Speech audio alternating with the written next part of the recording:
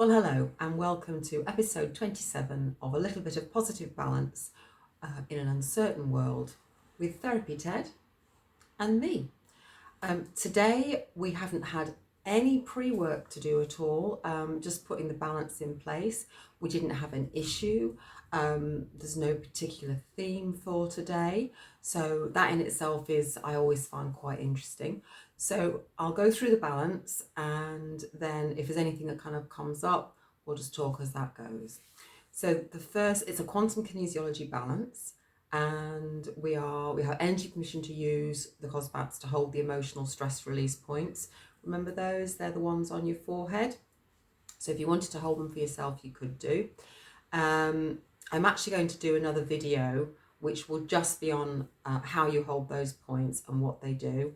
And then there's going to be a separate video which is going to be kind of like Kinesiology 101. So Kinesiology for beginners, which will explain what it is in a bit more depth and also how it works. Okay. So we're delving in a little bit into the realms of quantum physics there, well, as much as I know about it. So Therapy Ted will be holding all the points for you as usual. And the cosbats are going to be on the sacral chakra. So this is much more to do with the emotions and to do with creativity and productivity. The first harmonic is an original trigger and it's virus. This isn't specific to the coronavirus. It can be other viruses that you've had over the course of your life as well, that are currently sort of dormant in the body. Then we're going on to a survival mechanism, and this is overactive instincts. And as I've said before in previous videos, a lot of us are running our instincts slightly higher, on more alert than we would normally be. And especially as the restrictions are now starting to be released, we're starting to be able to kind of go out a bit more, meet other people who are not of our household. But there are, obviously, for those who live in this part of the world, we've got very different regulations between England and Wales. And I think some people are getting a little bit confused, maybe about what's right, what's wrong. So maybe we're getting a little bit more anxious about, are we doing the right thing? And also from the point of view of protecting ourselves and our families when we start to come into contact, even if distantly, with other people. We're then going into avoidance or denial of issue. Now this wasn't specifically to do with the coronavirus because I did check, and it's under the emotions heading. So it's about when there's something that you really need to address, but you're avoiding it or denying it. Now the subconscious part of the brain is very good at this. If it doesn't want to face something, and especially if it's something fairly serious, it will kind of pretend that it's not there. I'm sure all of us know somebody who is, you just think, how could they? It's just like, wow, did they not hear that? Did they not see that? And it's just like there's a blank. They just didn't hear whatever that was. They didn't see it. It's been erased from their mind. It can be quite useful actually sometimes. But generally speaking, you do need to face these things and deal with them.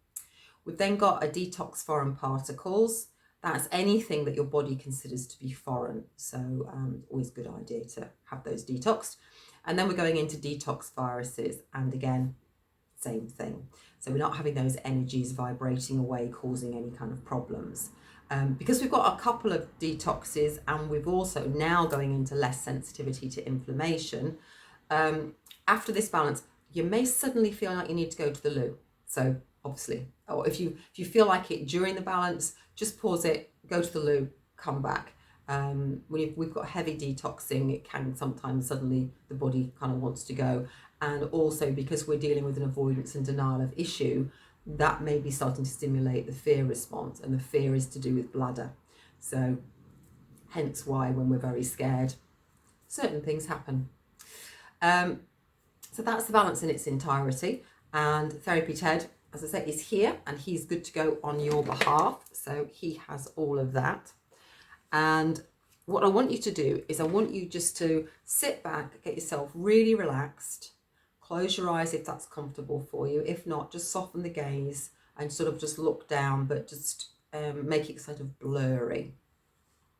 And then I want you just to focus in on your body and just see where the tensions are, where you feel any of these vibrations going on. Are you aware of any kind of discomfort?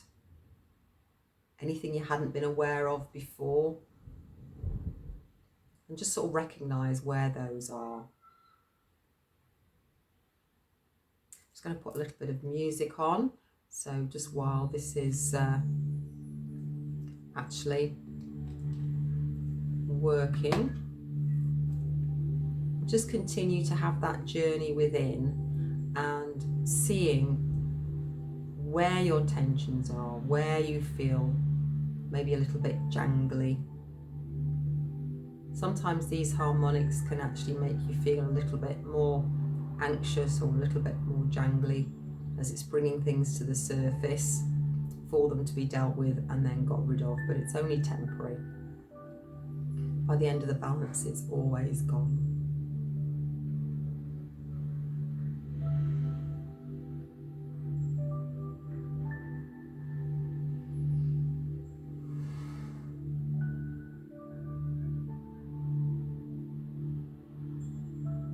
Now, when I mentioned about the avoidance and denial of issue, if something suddenly popped into your mind that maybe you have been avoiding or denying, I want you just to allow that thought just to sort of sit there. You don't have to really think about it, just to kind of allow it to sort of just be there and be aware that there is something that you're avoiding or denying.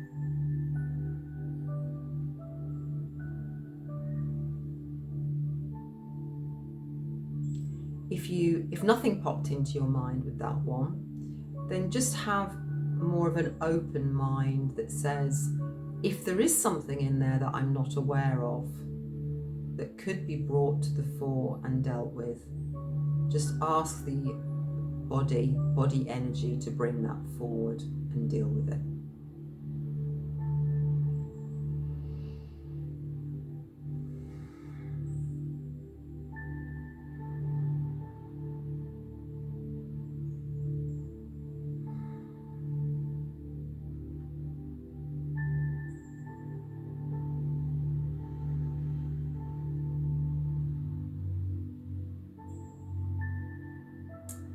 Then also got less sensitivity to inflammation. Now, all of us have inflammation in our bodies, and just while this balance is working its way through, I want to just explain to those of you who may not understand how the inflammatory response works in the body.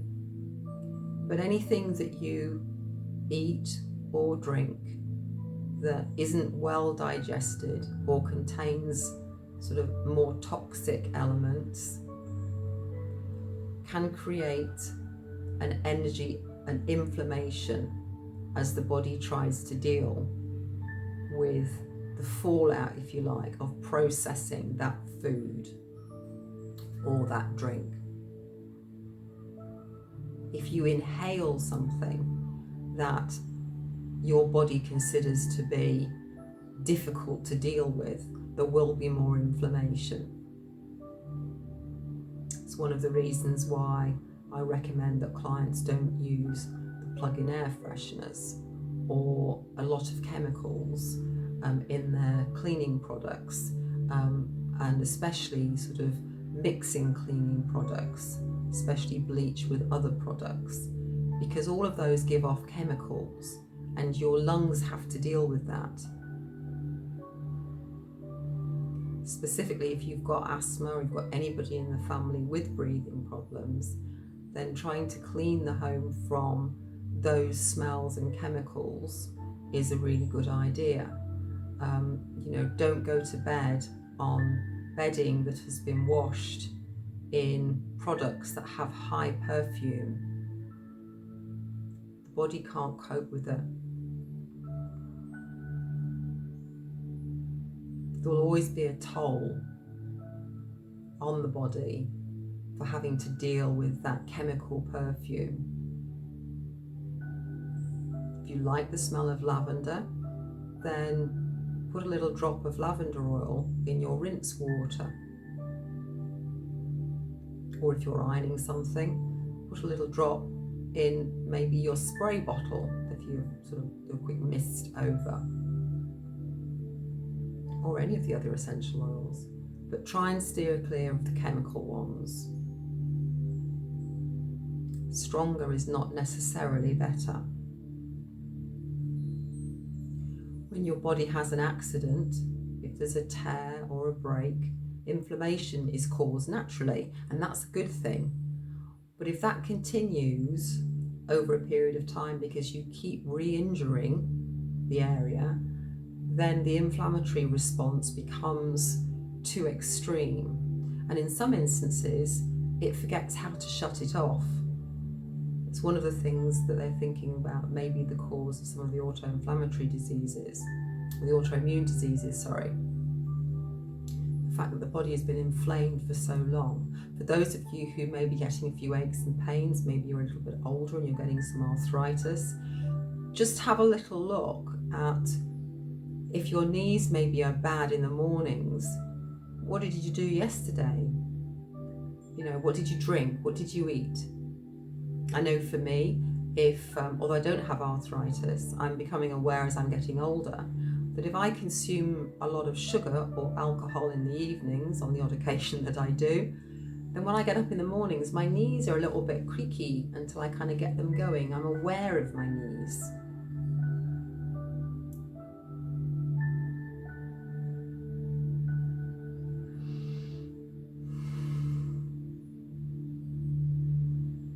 And finally, I want you to think about the fact that apart from the few people who obviously are going to be shielding for much longer, the rest of us are going to be starting to get out there a bit more. We are going to be mingling a little bit more. Obviously, social distancing will be in place, hopefully. But all of us know there will be places where it will be more difficult to do that. And that we need to think about that. And that's going to make us a little bit more nervous. So just think about that at the moment. So if there's any kind of unnecessary nervousness, this balance will remove that.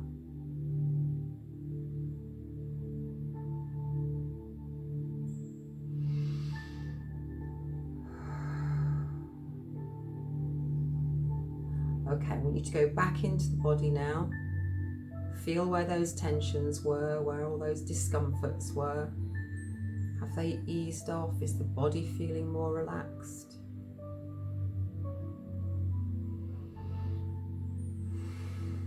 Lovely. Okay. What I want you to do now is take 3 deep breaths.